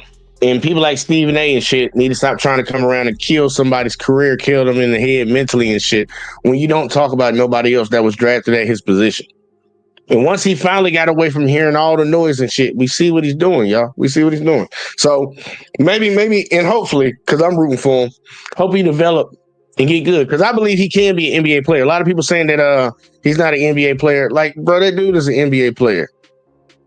There's a lot of motherfuckers in the league that ain't really that good or not to the level that you think they should be at. He's an NBA player, and the only thing he can do is go up from here. But for his father to be as great as he is, he's gonna be the best player from all these higher ranked former athletes who had kids and went to the league. The transition between his father being up here, he gonna probably be the best out of anybody comparable who father played before them. That was like a name. I ain't talking about people like Dale Curry to Steph Curry, because obviously Dale Curry was like a decent. He started sometimes. He was a decent role player, but Steph Curry, that gap is the other way around. Bronny's not gonna flip the scale and be better than LeBron. Anybody that thinks that is just smoking crack. But back to the whole real true situation of the night, man. Stephen A need to stop trying to take little petty shots where he can. Just keep stabbing and stabbing at this man. And one thing I will say, with him running around talking about it's a weak move, this is a weak move, that. Dude, I think you real pie as hell. I'm just being honest with you. I think you a pie ass nigga. I really do, Stephen A. You a bad representation of what it should be. I understand you go out there and you do your job to a certain extent. You make your money, you tap dance for them folks. But when you start breaking down and criticizing your own folks with shit that's outside of your job, outside the frame, bro, I think that's bullshit. I think that's weak. And Stephen A is the same person that actually told players that they got an issue with him. He be at the games. I be on the sideline. I know you see me. Say something to me. And then LeBron said something to him, and now you talking about, I think it's weak. Like, I think a lot of people don't remember when Stephen A said that shit. I'm gonna see if I can find that clip. Stephen A tells. That ain't how you spell that nigga name. It's 2 E's. Stephen A tells players to let me see if I can find out up to. I don't see. Let's see if they got it on here. Oh, and I forgot. I ain't even show y'all what LeBron said back to him Yeah, LeBron said something to Stephen A. I forgot about this. So, let me show you what LeBron said back to Stephen A. after this whole shit popped off. I thought this shit was funny. I forgot about showing y'all this, man. Look at this shit right here. Man, see, now I'm gonna make it bigger the other way. Yeah, you make it bigger that way. Listen to what this man said. I'm gonna address. Here we go. I'm gonna address the Stephen A. Smith situation real quick. I basically told him we can throw down right now in front of everyone. Let's have at it. Me and you, one-on-one in the middle of the court. And of course, that uncle refused. He don't have that R like I do. I'm him. I was about to give him that Draymond Green special and send his hairline back even further. So I'm going to address the Stephen A. Smith situation real quick. And when I was saying, man, why this shit ain't stopping? Why this shit ain't stopping? So, okay, now it's stopping. Yeah, and when I first saw that, I was like, man, I don't even know if that's really, is that real? Is that one of them deep fakes? But where's the video? Because Stephen A. actually tells people to come up to him. Let's see if I can find that shit. And look, bro, he been doing a tour all over the place, bro. He been everywhere talking about this shit. Gil's Arena. He went somewhere else. He been talking about it on this show nonstop. I'm like, damn, dude, for a nigga that say he don't want to talk about something, and then coming in that dress like he like who you, Superfly? What, you supposed to be Superfly or something? I'm like, that makes no sense. Let's nope, not right there. I know I seen it in here earlier. I might not be able to find that bit. I might not be able to find that. But motherfuckers are bringing that shit up. I can't find that shit. It's somewhere here, y'all. I can't find that shit. Let me go all the way back. Get out of here. Get out of there. Get out of there. Get out of there. Get out of there. Get out of there. And of course, why is it still playing that in the background? Can y'all hear that? I was about to give. Yeah, why was it doing it? In the first place, like, let's keep it basketball. Why was it doing that? But I did. As a matter of fact, I wanted to play self-talk. I forgot I was going to play self-talk before we got up out of here. Yeah, I was going to play self-talk before we got up out of here because he didn't want to help me get my thumbnail on this one. Shout out to self-talk, y'all. Make sure y'all go check the channel out. Do good work over there. I'm gonna get my final after this video right here, and we're gonna get the hell up out of here. Let's see what we got. I want to get into a conversation about me because of how some folks have been attacking me. Still talking. Not over this, but using this as an excuse to accuse me of hating on the brothers. I'm sick of that. I'm not backing up from that anymore. I'm not taking it from people anymore. I'm not just a black man. I'm a brother. I'm not gonna take this from people anymore. Okay. So Stephen A. Hey, y'all know that what he just sounded like to me, y'all. He's saying all that shit. This is what he sounded like to me, y'all. Where is that? Hold up. He literally sounded just like this. This is what Stephen A. sound like. I'm tired of this, Grandpa. That's too damn bad. You keep digging. Yeah, that's probably what Stephen A. be in that talk. I'm tired of talking about the boss. Like, too damn bad, motherfucker. Talk about he tired of people calling him out. Bro, you gonna keep, if you feel like you gonna sit up there and keep calling people out on shit that don't pertain to basketball, like the same way you try to kill Kevin Porter Jr. and just pretty much deemed him guilty for beating on this girl when it turns out she swinging on him and he just fighting back. Now he back in the league after he had to go all the way overseas because motherfuckers like you in the media just automatically just say he guilty without analyzing the situation. That's why your bitch ass got in trouble when you talked about Ime Udoka and shit. I think he learned his lesson from that, and now he just walking that good path. But nah, bro. Don't nobody give a fuck what you tired of, Stephen A. Smith is currently in hot water for talking about the LeBron James situation. In his interview on Gilbert Arenas podcast, Gil's Arena, Stephen A. Smith went on Gil's Arena and he was talking about LeBron James confronting him. He responded to the viral clip of LeBron James telling Richard Jefferson the reason why he had confronted Stephen A. Smith like that at the Lakers-Knicks game. Let's check out that clip right here. Jefferson, you saw the video. So when he sat up there and said, when I'm talking as a dad, right? That's the only thing. That's the only thing I'm tripping. I don't give a F. Once he talks about you as I plead as a father, I can't. So it wasn't about Bronny. It was about him. So that's the reason why Stephen A. Smith got checked by LeBron, and Stephen A. reacted to that on Gil's Arena. And I would like to highlight his response, guys, because that's the reason why people is currently calling him out, saying like, yo, how can you say what you said about this guy, saying that it was weak that he had confronted you? Meanwhile, when his people were trying to contact him behind the scenes, Stephen A. Smith pretty much said that he ignored it and he didn't like that they contacted him behind the scenes, right? Remember that, guys, right? my day job on ESPN early this morning, and I spoke about this, and I felt the need to elaborate even further because a couple of people text me and pissed me off, and they know who they are. People close to LeBron James talking to me about questioning him as a father. Come on, y'all. I mean, it's got to a point where this LeBron sensitivity is just beyond the pale. Well, they obviously told you behind the scenes first. Now think about that, y'all. Think about that. And Stephen A. talking about, he got up all over on ESPN and all these other shows talking about they could have called me when they try to get in contact with your bitch ass before LeBron said something to you. Think about that. And that's why I told you, watch this motherfucker. I forgot I had this video. Watch this motherfucker. He be trying to play. Look, dude, he a sneaky little bitch. I'm going to tell you straight up, Stephen A. a sneaky little bitch. I don't like the motherfucker. I'll be honest with you. I don't like the motherfucker. And it ain't just because it's LeBron. Dude, I don't like you, period. You went publicly and talked about it, which you didn't have to do that. So you act like, oh, you know, LeBron should have called me behind the scenes and I would have respected that. So why would LeBron James respect that when his team reached out to you first and then you went publicly talking about it like they were just trying to silence you on talking about him and his son, right? So no, you got checked, as we all seen in this video right here. And that's what happened because you sat there and ignored the warning that they gave you behind the scenes, and he was taking this like it was something to play with. That's the reason why LeBron James confronted him. So let's check out what Stephen A. Smith said on Gil's Arena platform, and I'll be right back with some more commentary, guys. Here's the video. What do you make of LeBron confronting you in the aftermath of that situation? I thought it was weak. I thought it was some bullshit. But in the moment, I knew that I was listening to a father. And that was what threw me off. And I was glad, even though I thought that he misrepresented the argument, I was glad he did. Because you see, what he was really talking about, which was confirmed with his conversation with Richard Jefferson, is that I was talking about him as a father. And so what happens is that had he said that to me, then I wouldn't have been thrown off. I'd have came right back at him. Yes, I was. I was talking about you. You did this shit, which I'll get to in a second. But because he didn't do that, I said, fine, you let it go.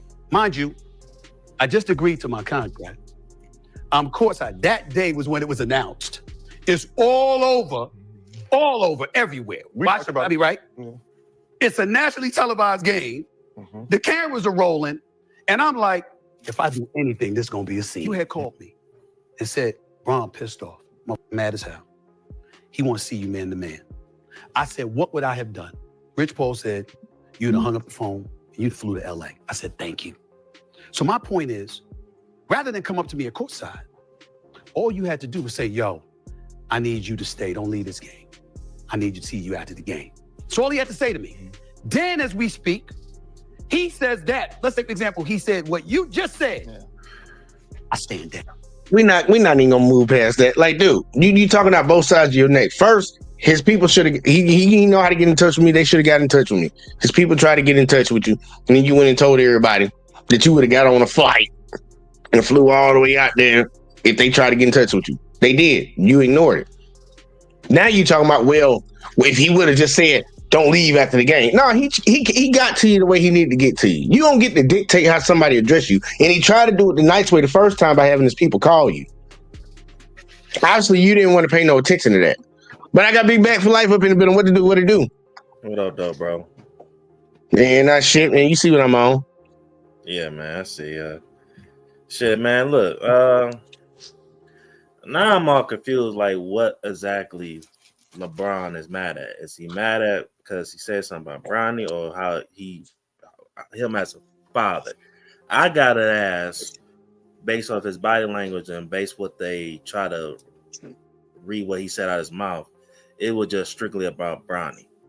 Because he said leave Bronny out of it. I'm like, so I'm taking it as like, okay, what you mean? Like, if he talking about Bronny, the basketball player, all right, cool. And that's what I got from the video that I saw. I didn't know. I thought he was just talking about he was mad over Bronny. But now this, with the videos that you shown, that he's more mad about how he talk about him as a father. So and Stephen A. took it from basketball. So I'm saying, what is LeBron mad at? Is he LeBron that he's Because Bronny That's or it. him as a father. No, it's the simple fact. LeBron's pissed off because Stephen A. questioned him as a father. He questioned LeBron and insulted him, talking about because he don't understand how far the narrative can go. Because now LeBron don't know how to raise his kids. He putting his kids in danger and harm's way. Stop this, LeBron. As a father, stop this. Like what Stephen A. You can talk about Bronny's game and all this other woo shit. When he took that from basketball and made that shit personal. And LeBron not gonna let that motherfucker come at him, speaking on his family name, speaking on his name in that sense. Like, he can dog him out in basketball all he want. He can call him number 2 all day, but that's what he was pissed off about. He made it personal. So telling him maybe I don't see where it's the personal part, because telling him to stop saying little comments about how saying little comments. You don't think that he's putting more pressure on Bronny? Who? LeBron. What did he say about him? Well, from the video, when they show like the video that started this whole thing, that was the topic. What was the topic that day? Because I saw somewhere it's you talking about with me? You talking about with me and you was talking before? No. When the everything, well, Stephen A. said that started everything. I could have sworn it said is the spotlight's too much for Bronny.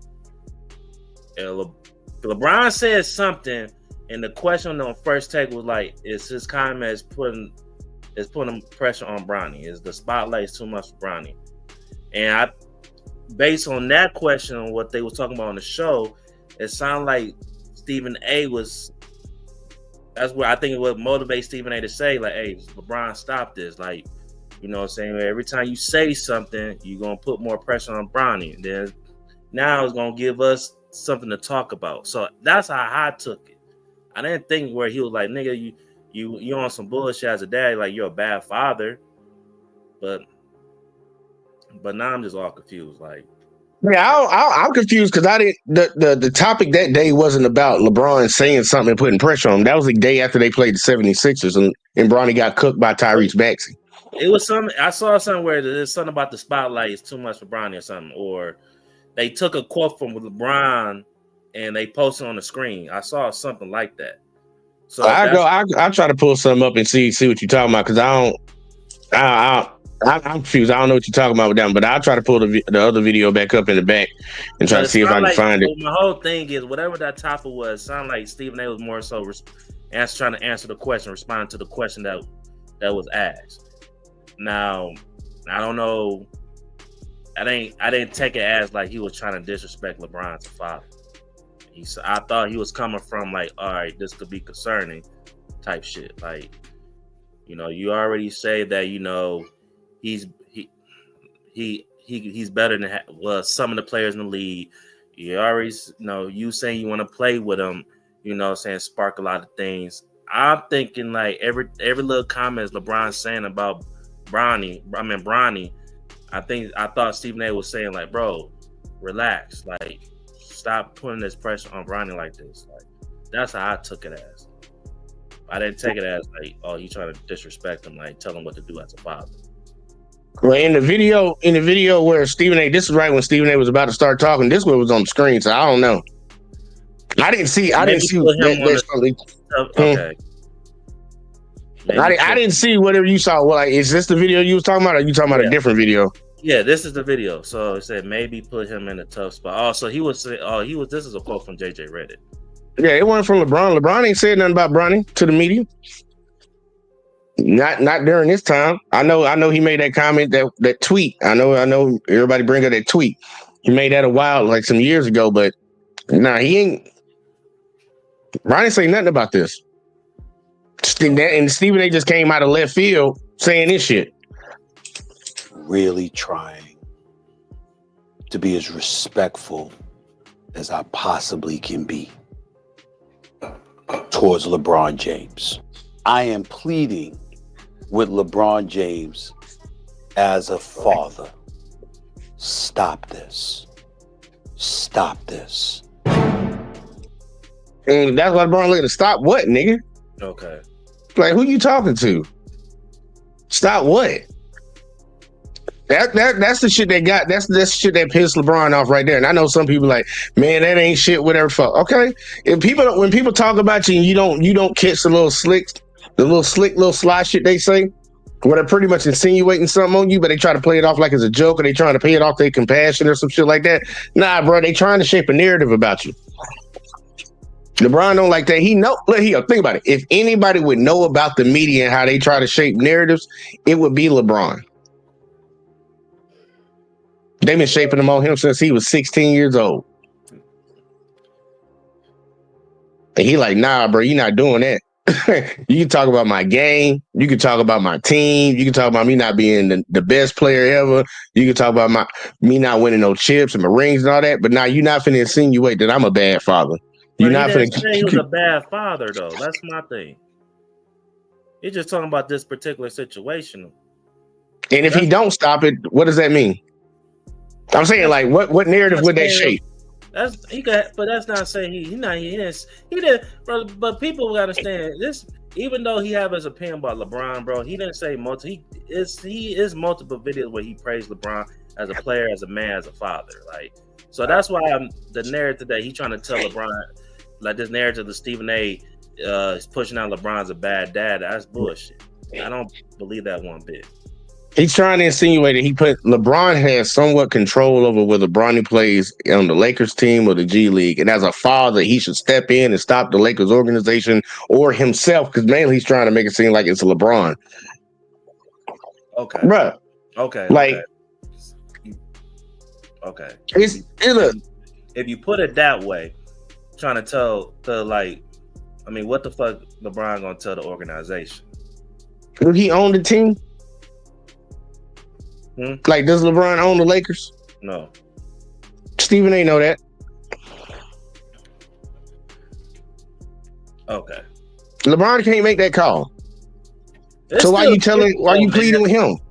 Honestly, bro, this is like real tricky, bro. I hope it's a thing. I hope one day in the future, LeBron and Stephen have a conversation about this, because honestly, I don't truly believe that Stephen A. was trying to just put it out there that he's a bad dad. I just think he's just talking about this particular situation.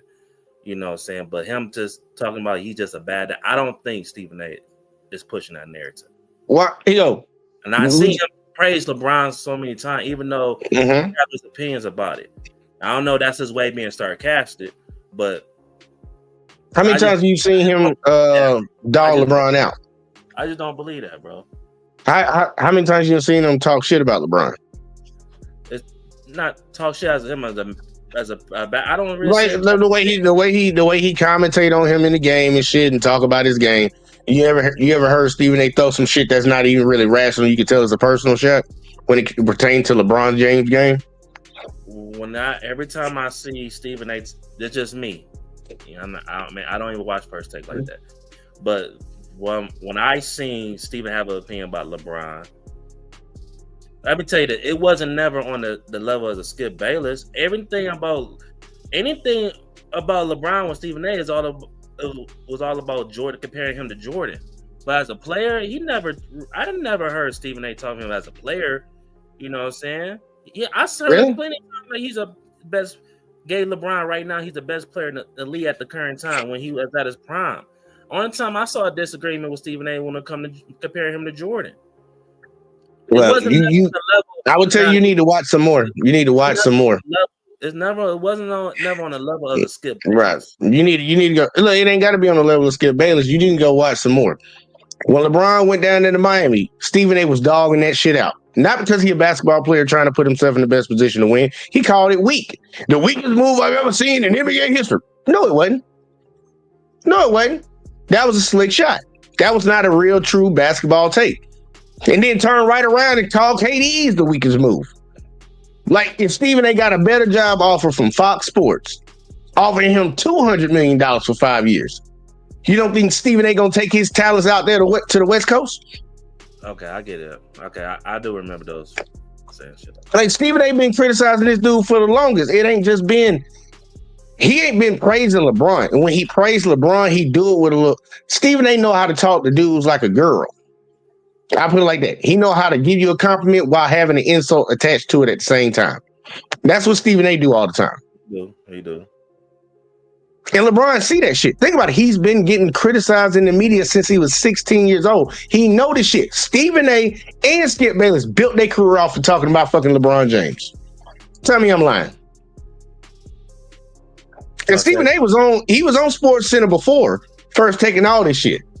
But he really got his got, and Skip Bayless got his got off of LeBron James. These last 20 plus years, they've been living. Dude, he went from not even having a show to having the best show on ESPN. Who's been around that whole time this shit done happened? LeBron fucking James. Who's been the number one topic on ESPN for the last 20 years? LeBron fucking James. They built their career off of LeBron James, talking about him the whole time. The whole time. I'm your own people to like take a step back and really realize that shit. LeBron know what the motherfucker is. He ain't never stepped outside the line and made something personal like that. He'd throw little slick shots here and there, but he didn't take it to that level. And when he did that, and think about this, LeBron people had already tried to get in touch with Skip. Tried to get in touch with Stephen A. And he ignored him.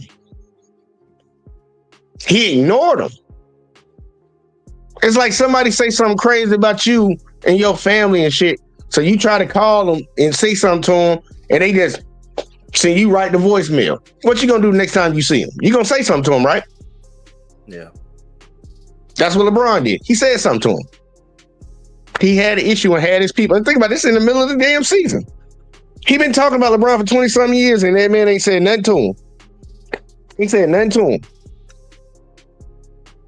And then he finally said something that put LeBron over the edge, and his people tried to call him like, hey man, you talk to him, he need to talk to you. He don't want to pick up the fucking phone. So LeBron's like, fuck it. I tried to do it the right way. I tried to do it the nice way. I see this motherfucker, I'm saying something to him. And everybody probably was like, chill, bro, don't say nothing. He said, no, when I see that motherfucker, I'm saying something to him. And that's what he did. And I respect that shit more than anything. Somebody talking shit about you, go say something to him. He ain't swing on the dude. He ain't put him in a headlock. He ain't put him in the hospital. He went over there and told him keep his son's name out of his motherfucking mouth. Well, I respect that shit. Now, one thing I did not like from Stephen A. I said this part. I didn't like I want you to keep the same energy at least. Stephen A. the same person that told NBA players to come up and say something to him if they had a problem with him. And now he was crying it. But it's the thing, he's known for fucking saying shit back to players. Yes, but think about it. He told him, like, when he criticized, he said it on ESPN. I wish I could find that video. He was on ESPN and he was saying, the players got a problem with me. Y'all know where I'm at. I be at the game. I be on the front row. Come say something to me. And then the very next day on ESPN acting like he just so stunned and he just don't know what happened. And then after that, because he didn't want to talk about it, then he run the Gills Arena, then he runs the Old Buddy podcast, talking about, I think that shit was weak, cuz that was some bullshit. Like, nigga, what was that energy? That's why I like when Draymond said it. What was that energy when LeBron was in your face? Because he did exactly what you told people to do. He did it, and now you over here acting like you offended. Now you talking hard. And then on top of it, you didn't want to talk about it, but now you're doing a circuit, doing nothing but talking about it. Like, make that make sense. Stephen A. is a little sneaky little motherfucker, man. I be watching motherfuckers like that. I see this motherfucker, he'll try to come around and talk about black issues when something happened, and then he'll tap dance and try to get a nigga locked up for life. I'm dead serious. That's why I brought up the Kevin Porter Jr. When that story came out, because I don't know if you remember, but I covered that story. I did it on the Sports Channel. Stephen A. came out and tried to condemn Kevin Porter Jr. without no evidence. He just heard the police. He heard about the story. Kevin Porter got arrested. Him and his girl got into a fight, and he was just ready to kick him out the league. He needs all this other stuff. Finds out Kevin Porter didn't beat that girl like they said. All those accusations, even she said, weren't true. Stephen A. never came back and apologized about it. That kid had to go all the way to goddamn Europe to play basketball, and finally came back. Now he playing with the Bucks. Like, Stephen A. do sneaky ass shit like that. He be flip flopping and all over the goddamn play. He a little sneaky motherfucker, but I tell you all the time. I say it to anybody. Stephen A. say the shit white folks can't say. The shit his bosses want to say about a lot of these black athletes, because they the main people they covering when they cover these sports. The shit they want to say about them, they put Stephen A. black ass up there to say it. Hey, that's why most people don't like him. Hey, bro. What you got?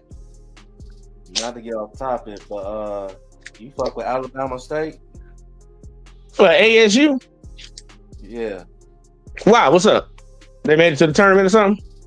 They upset. They in the tournament. They just upset the 16 seed. That's what's up.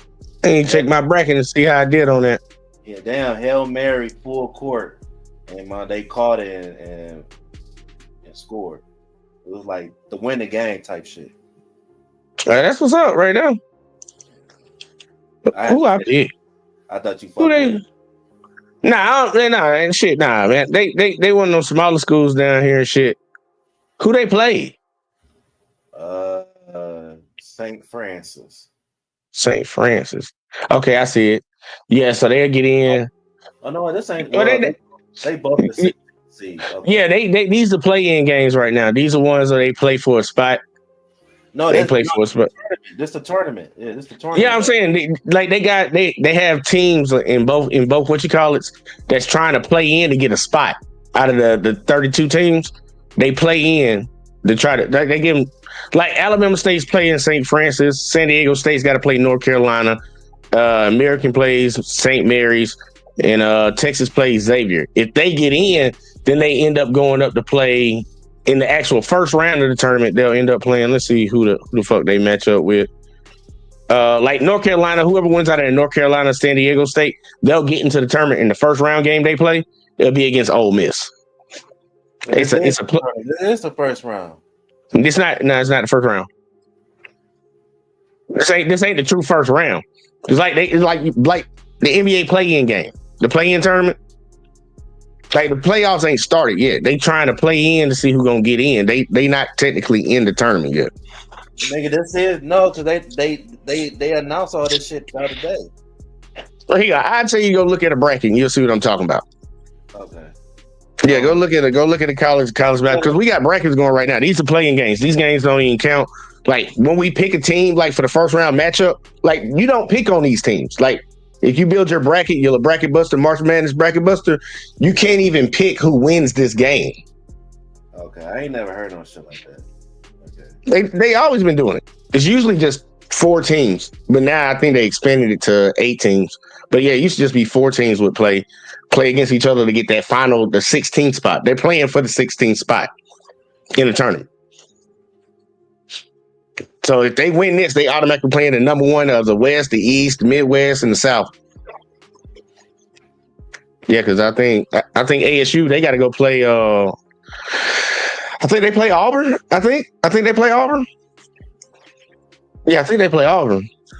They about to get their ass busted and go back home. But it's 2 Alabama teams. It'll be 2 Alabama teams playing each other. But either way, he gonna check it. Let's keep running this shit because he almost done. My bad. And not only that, I'm gonna make sure I go on the air. I ain't look at it that way. That's on me. You didn't do that shit. You said you fucking with my son. No, I wasn't. I'm talking about you. I'm talking about you. Wasn't about your son. I know he's. I had all this fake ass. What was that when he was in your face, man? Yeah, that was irritating me. And you know what else irritated me? All them niggas on Gil shit. Talk all this shit, like pull up. Niggas ain't get him no type of smoke. Nah, they wasn't gonna get look. That's Rashad McCants right there, because he talked shit about Stephen A. They supposed to have a beef. He ain't saying that to him because the motherfucker's trying to get a job at ESPN. That's the shit. That's the problem that I have with this shit. Yeah. Motherfucker bite their tongue when they trying to get a job. Even Gil even said it in the show before Stephen A. even got there. Gil, at least Gil being real about it. Yeah, he'll be real about it, but the rest of them on that whole ass shit, man, all right. I'm with you. Keep that shit real all the way around. Rashad McCants, he in there with a goddamn Shao Kahn mask on when this nigga show up. Look that man in his face and called him out like you've been talking all this shit. Right. Talking about, hi, my name is Larry. Yeah, all that dumb shit. But soon, we sit here talking about LeBron. Oh, yeah, I'll worry about our beef later. Because you know what they say? The enemy of my enemy is my friend. McCann's enemy is LeBron. So, you know, he don't like Stephen A. either. But if Stephen A. gonna come in and talk about LeBron, I ain't gonna say nothing to him about my beef. I'm gonna go ahead and talk about LeBron because I might get a job out of this. I might be able to get a guest appearance on ESPN First Take. That's some sucker shit right there to me.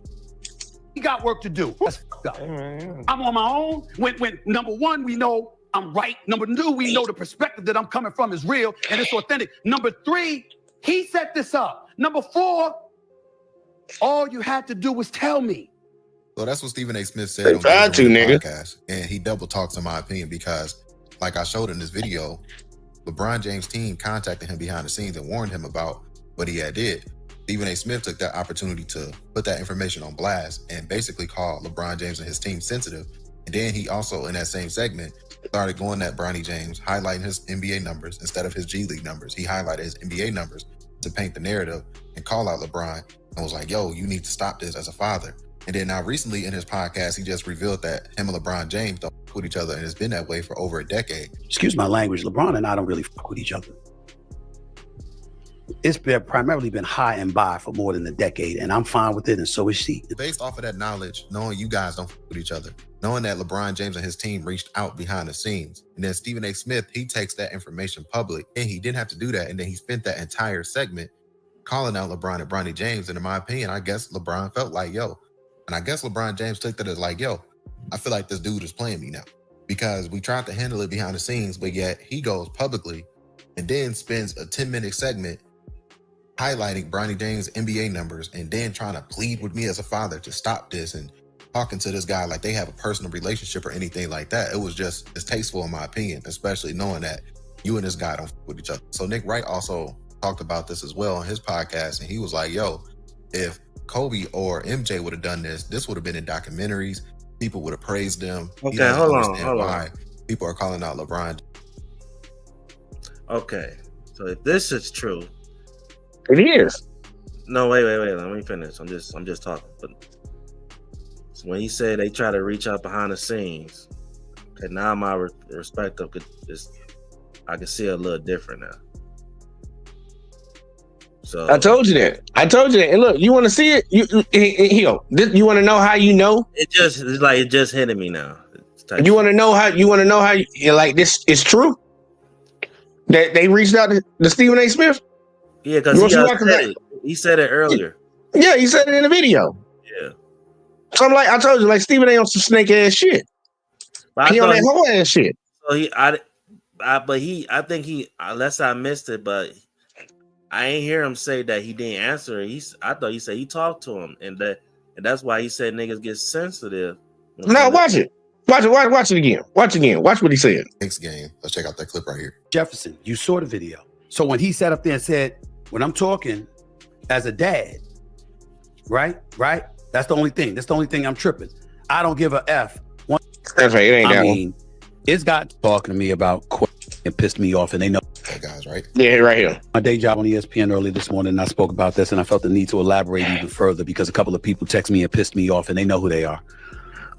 People close to LeBron James talking to me about questioning him as a father. Come on, y'all. So they text this man. So he said this before he even approached him. Yeah, it was before he even approached him. Okay, all right. They texted him and tried like, hey, bro. Okay. Hey, bro. Okay. And then he ran right on his show and put that shit out in the public. They trying to talk to you behind closed doors like men. And your bitch ass run on TV, run on the internet, and tell everybody they hit me up. They pissed me off and hit me up. Like, really, nigga? Okay. Hey, that's why you can't. It's about to be funny. That's what I'm trying to tell you, man. Like, I ain't never been on the side of Stephen A. when this shit started. Hey, that's why I be low key saying, hey, you can't be. Hey, watch out when you fuck with these content niggas. Look, he trying to have look, they trying to reach out man to man instead of him coming up, slapping that nigga upside his head and shit. And this motherfucker being messy. It's like you try to make up, let's say you and your girl got into an argument or whatever, you know, she like to run her mouth to all her friends and family and shit. You go over there and you try to apologize to her, you do something nice, yeah, baby. And then next thing you know, hey girl, yeah, he came over this bitch ass, nigga ate me out. I ain't even tell him I was on my pier. Just running, just telling business. All right. Just trying to embarrass you and shit. Dude, you gonna look, bitch? Like, really? Stephen A. doing whole shit. That's why I ain't got no, I told you, I ain't never had no problem when LeBron checked that nigga. Especially when he the same, Stephen A. the same nigga that told niggas to come up to him when he had the games. I'm gonna let it out here. I'm gonna let it finish, man. Bronny James NBA numbers and then trying to plead with me as a father to stop this and talking to this guy like they have a personal relationship or anything like that. It was just distasteful in my opinion, especially knowing that you and this guy don't fuck with each other. So Nick Wright also talked about this as well on his podcast, and he was like, yo, if Kobe or MJ would have done this would have been in documentaries. People would have praised them. He doesn't understand why. And that's a fact. They would have did that. Jordan punched Steve Kerr in the face. Everybody talking about that's leadership right there. They would have did the same thing for Kobe, but LeBron checked this nigga and it's a problem now. People are calling out LeBron James for handling this issue because of how Stephen A. Smith always brags, hey, I'm at the games. If you guys have issues with me, I'm at the games. In between the third and fourth quarter, LeBron James saw the world's most famous sports media member, walked over to him, checked him, and then walked down the Knicks, who happened to be Stephen A's team, right in front of him. It's pretty dope. If that were Michael or Kobe, it would be part of their legend. It would be in their documentaries. Stephen A always says, I'm at the games, I'm around, come talk to me. That's what he did. I didn't think it was out of line. As Stephen A said, that was a parent confronting a guy about his kid. When Stephen A did these, I'm pleading with you as a father to end this. That really bothered LeBron. And that was why LeBron's people called Stephen A, and then Stephen A made fun of him for it. So then LeBron handled it himself, which felt to me totally reasonable. Listen.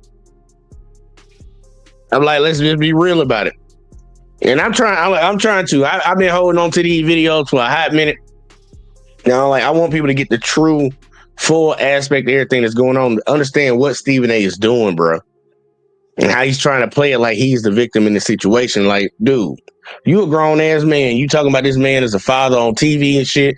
And then they reach out to you and try to get this shit squashed. Like, bro, let's have a conversation, whatever the fuck. You ain't listening. You gonna run back to the internet and tell everybody, they call me, they text me. It pissed me off. So then nigga, I gotta come say something to you, man. I gotta come say something to you. I gotta come say something to you now. When I see you, I'm gonna say something to you. I don't get why people have a problem with that. Because it ain't. You could have covered the boy G League shit. You know what kind of game he got thrown into. You know the situation. And y'all lead off on your show, Stephen A. Y'all lead off on that like you ain't got no say-so on your show. Stephen A be picking topics. He probably suggests topics for the show. You lay it off with that. You wanted to talk about that shit. Or so suggest. Man, they do getting $100 million. He got a lot of say-so at goddamn ESPN. Yeah, you're right. Damn. Skip Bayless getting paid. Skip Bayless getting paid less than that. And Shannon told you, and Skip will tell you all the time how Skip was meticulous. He picked the fucking topics and all this voodoo shit. Stephen A make more money than him on ESPN. He picking the topics. 100 mil journalist is crazy. Just look what he do. They give him $100 million to go out there and talk shit about black folks. LeBron is the example of what every father should strive to be like in society as a whole. Be a hard-working father at your craft, make money, take care of your family, raise good kids that go into society and do good things. That's what you want a black man to do. And he over here criticizing. Have you heard the word nepotism? I've never heard the word nepotism so much since it came to LeBron and his son. When we got presidents whose sons become presidents. We got CEOs who become CEOs because their father was CEOs. We got a president right now that got his wealth because his daddy gave him the business and some money. No word of nepotism. Steve Kerr, how he got into the league. Like, think about all this shit that done happened all throughout time and they ain't uttered a motherfucking word about it. But when it comes to this man, that's why I say he gonna go down. He truly gonna go down as the most criticized player in the history of basketball, and ain't nothing ever gonna come out on that man. And that's crazy. Now they trying to get his son. Stephen A. hoe, man. I don't watch ESPN like that. I don't. I might click over every now and then to see what the fuck is going on, like on a YouTube clip or some shit. I don't watch them. I watch First Things First. I'll try to see what Colin Cowherd talking about. He be saying stupid shit all the time, but I'll go check everybody else out besides seeing Stephen A. on there. Shout out to Shannon, but I won't watch you unless you on Nightcap. I can't watch you on ESPN. Not with that fuck nigga on there. I can't stand fuck niggas. I swear I can't stand fuck niggas. And you can see him from a mile away. But he a successful fuck nigga, so I guess he got that going for him.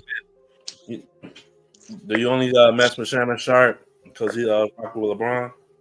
Nah, when Shannon was over there with Skip, dude, that was the best show on TV, man.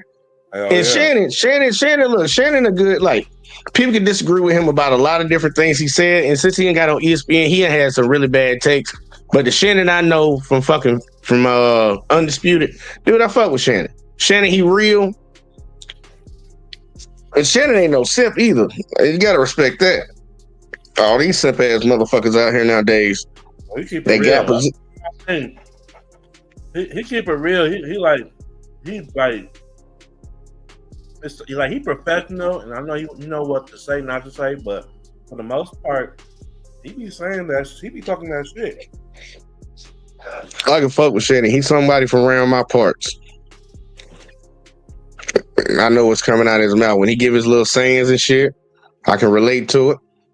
Like he's somebody you can relate to better than that bald headed ass motherfucker that keep talking shit.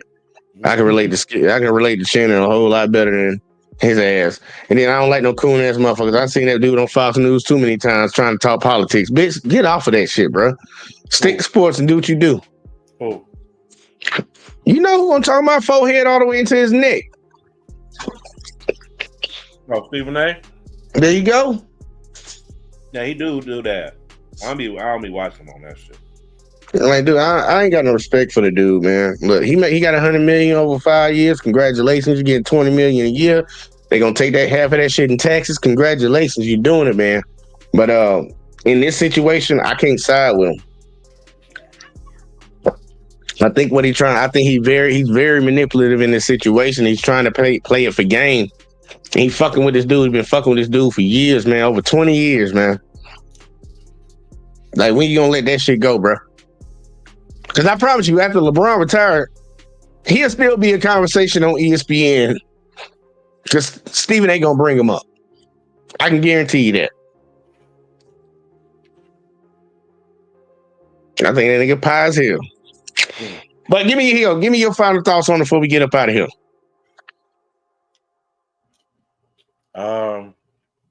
Shit, man, good show.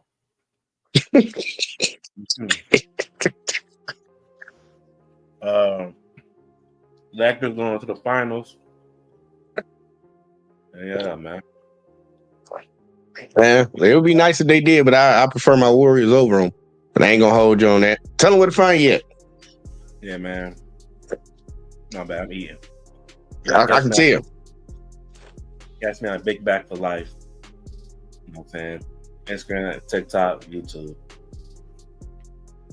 Y'all make sure y'all go check them out as usual, man. And look, man, my final thoughts on this. Stephen A., you a hoe. And I hope you get hit by a goat or something. I don't know. I'm not gonna knock LeBron for what he did. I would respect any father that did that. And I think we need to start having a deeper, like, look, when shit happened, man, I think we should start thinking about the situation a little bit deeper than just trying to be like we've heard all the different arguments when it pertains to this topic. It kind of reminded me of like when people defend Charleston White for the shit he say, and I'm like really? So the surface level, you just eating that shit up. You don't understand how that's a detriment to the community as a whole. Like, nah, we got to be better than that, man. We got to be better than that. And hopefully Stephen A. learned his lesson, but I don't think he did. And hopefully LeBron can just, I don't know. Bro, you ain't got no power in what come out of that man's mouth. You ain't going to be able to stop him. If he going to keep doing it, man, look, blackball the fuck out of his ass. That's the only other power you got. That's all you can do. Charleston White? Say you don't fuck with Charleston White? Hell to the no. Oh, damn. Hell, we can talk about that in the back chat. But look, y'all, I appreciate everybody that tuned in tonight, man. Whether you watch over on the network, whether you watch on J Talk Sports or Let's Talk on Facebook, man. Make sure y'all hit that like, subscribe, follow, share, all that shit in the bag of chips. And we're going to catch you in the next one. I got a good one coming up for y'all. I don't know if I'm going to do it Thursday. Well, actually, it ain't going to be Thursday. It might be Saturday. I'm thinking about doing it on Saturday. Make sure y'all tune in, but we're going to be here Friday and Thursday, man. Fuck with your boy. Catch you in the next one.